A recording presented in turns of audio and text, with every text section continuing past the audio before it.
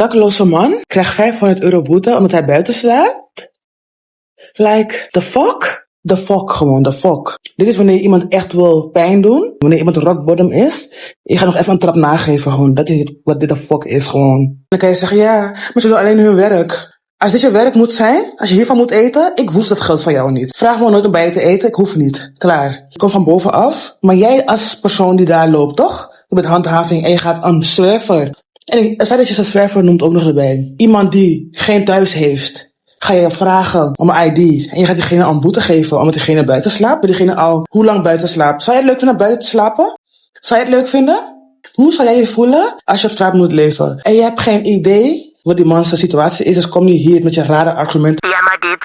Ja, maar dat. Maakt niet uit. Als ik morgen dood neerval, ga je ook kijken van, oh ja, maar dit. Oh ja, maar ze heeft die fout gemaakt. Oh ja, maar ze heeft die fout gemaakt. Verdien ik om dood te gaan? Als je nu ja zegt, ben jij ook het probleem. Ik weet, overal waar ik werk, waar ik ga, waar ik ben. Ik voel mezelf zo kostbaar. Ik ga me niet in de positie brengen dat ik andere mensen pijn moet doen. En dan kan ik er geld voor krijgen om een huur te betalen. En 10 kinderen hebben, maakt me niet uit. Principe. Er zijn genoeg banen in Nederland waarbij je zulke mensen niet de pijn hoeft te doen. Ga desnoods in de Starbucks staan. Ik ben bereid om dat te doen, hè. Ik heb het gewoon echt gedaan. Ik heb ooit ergens gewerkt, in de GGZ.